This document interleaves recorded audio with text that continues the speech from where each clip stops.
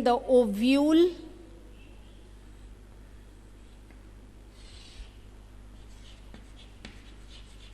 These stigma, style and ovary together constitutes the carpel. And the whole is gynoecium. So this is a typical flower, a complete flower. Okay, in certain flowers, but I'm not going to show you here. I have the flower with me. This flower also has all 4 parts, all 4 holes.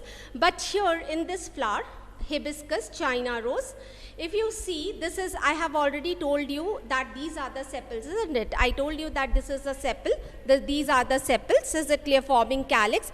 And just below the calyx, if you see, there is another hole present. This is not present in all flowers. So this is one additional hole present below the flower, and this hole is known as epicalyx. They are never, see, calyx or chorus, petals or sepals can be free or can be fused. Is it clear? But epicalyx, this I told you, this is epicalyx. They are always free and they are not found in all plants, all flowers. Sorry. So let us know few more terms, which are, there are some term, there are certain structures which are not present in all flowers. So next we come to a word called perianth. In certain flowers, the sepal and petal are undifferentiated. The sepal and petal are undifferentiated. Sepal and petal undifferentiated.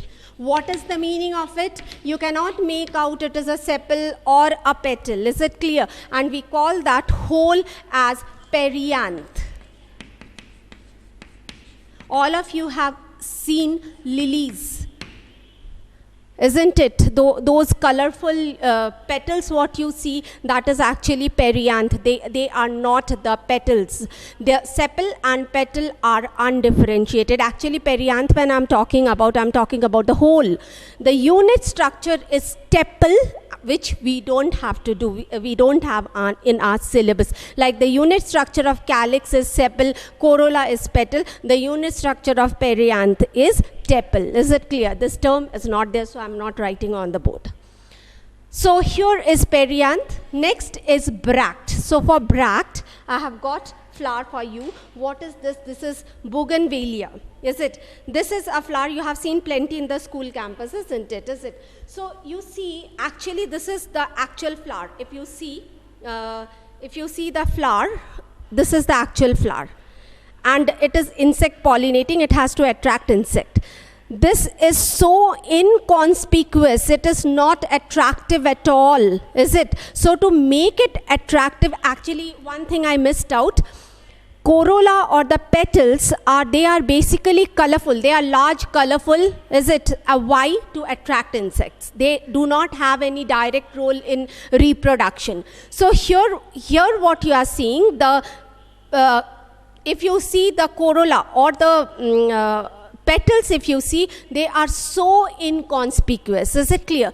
These flowers, in certain cases, these flowers develop a leaf-like structure. They grow from the axil of a leaf-like structure. Is it clear? Usually this leaf-like structure can be green. In most of the cases they are colorful. So they appear like petals. This is not a petal. It is just a leaf-like structure. Is it all right? So what is it like? The flowers are so small and so inconspicuous. Is it? This is the flower. Okay. So they grow from the axil of a leaf-like structure, and this leaf-like structure is known as the bract. What is axil? Axil is, suppose this is the branch, main branch or the stem, is it clear? And this is a leaf. I'm not talking about a bract, any leaf, is it? So the point of here, this part is known as the axil. This is the axil. Is it all right? So if we are considering this as the bract, This is the bract. They grow, these flowers grow from the axil of the bract. Is it clear? So here they are leaf-like, colorful, usually colorful structures, and they are present to make the flower more attractive. Is it clear? And these structures are, they can be little fleshy or they can be scaly, and these structures are known as the bracts. Now there are certain flowers which have especially insect pollinating, all insect pollinating flowers, they have to, attract insects. So how they are either colorful or they produce nectar. So what are nectars? Nectars are what is nectar actually? Nectar is a nutritive fluid, sweet nutritive fluid. Is it clear? And that the nectar attract insects, honeybee basically. Okay, so here you see that the nectar producing glands are called the nectaries. The nectar producing glands are known as the nectaries, and they are usually present at the base of the pistil or at the base of the petal. Is it all right? So if I'm talking about a flower, suppose this is a flower, where are the nectaries present? They are present deep inside at the base of the petal, or in some flowers they are present at the base of the petal, or in some flower they are present at the base of the pistil, so that the insect goes deep inside. While going, it touches the reproductive part of the flower properly. Is it all right? So these are known as nectaries. What are these? Nectar producing organs, nectar producing structures also you can say. Now the flowers apart from this also produce sweet smell. Is it? In certain cases it is found that nectars have sweet smell, but in most of the cases the sweet smell is produced in the form of a volatile oil by the petals itself. Is it all right? Volatile, they evaporate, and while evaporating they produce the smell is, the smell scatters. So here it is, the volatile oil is produced by the petal itself, but nectars can also have, in some cases nectars also have sweet smell. Now here these are the basic structures, few structures we have done, is it? Now we come to the classification of flowers. How can we classify a flower?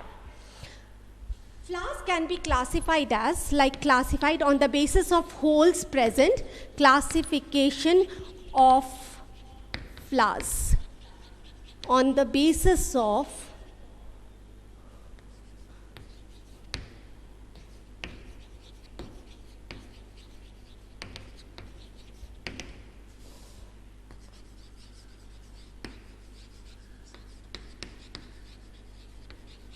holes present. Is it? So here they can be complete. These kind of flowers are also called as perfect flowers, or they can be incomplete.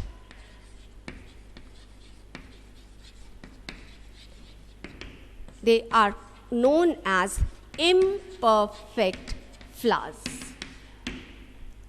What is a complete flower? A flower with all 4 holes. That means calyx, corolla, androecium and gynoecium all are present. Is it clear? And incomplete are the flowers in which one or more than one hole is missing.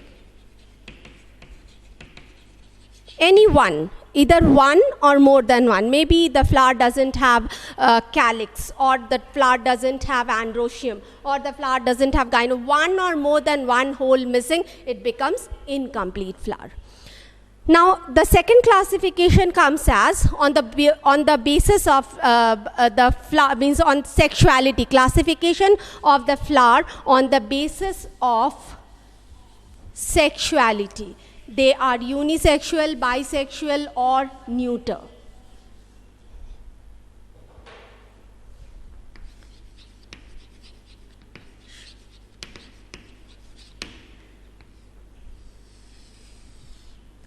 The flower can be categorized in three parts: the bisexual flower, or these flowers are also known as hermaphrodite flowers. The second one is unisexual. The second kind of flower is called unisexual flower.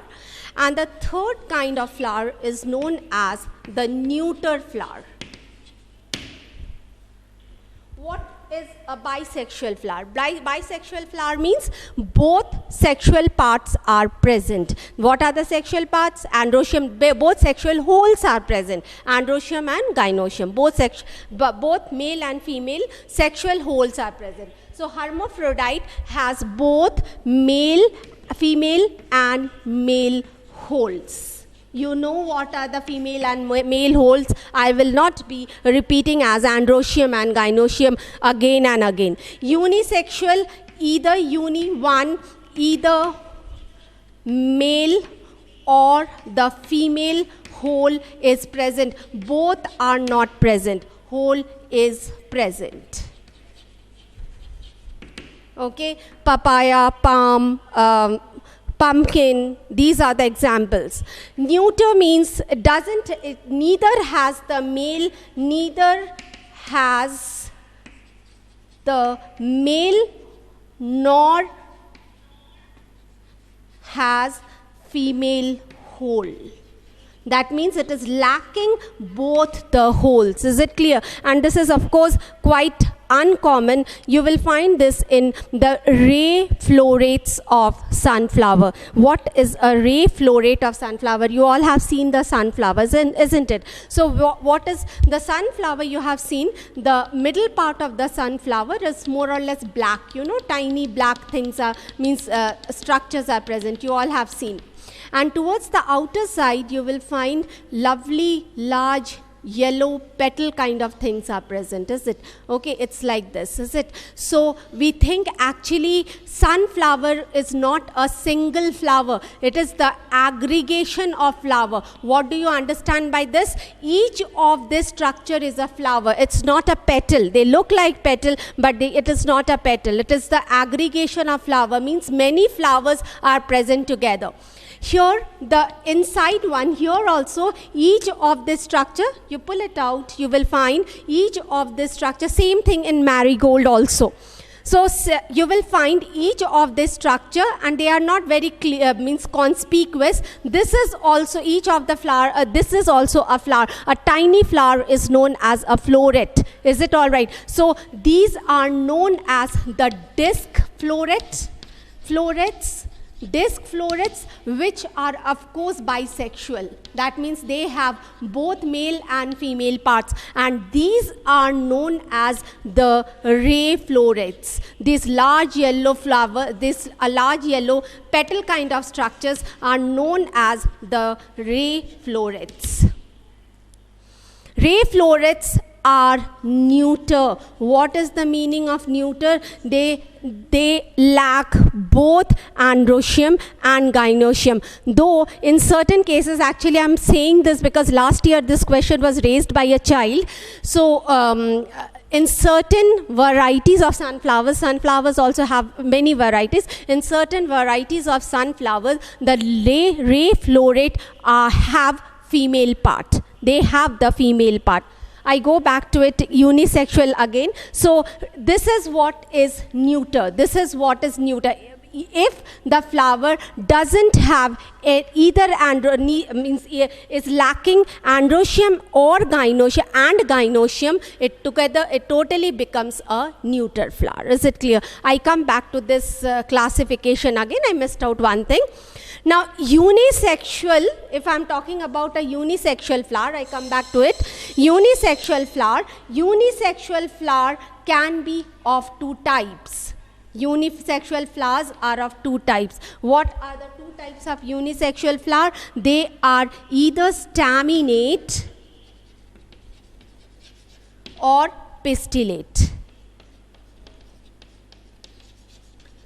What is the meaning of unisexual? It has either male hole or the female hole. If the flower has only stamen,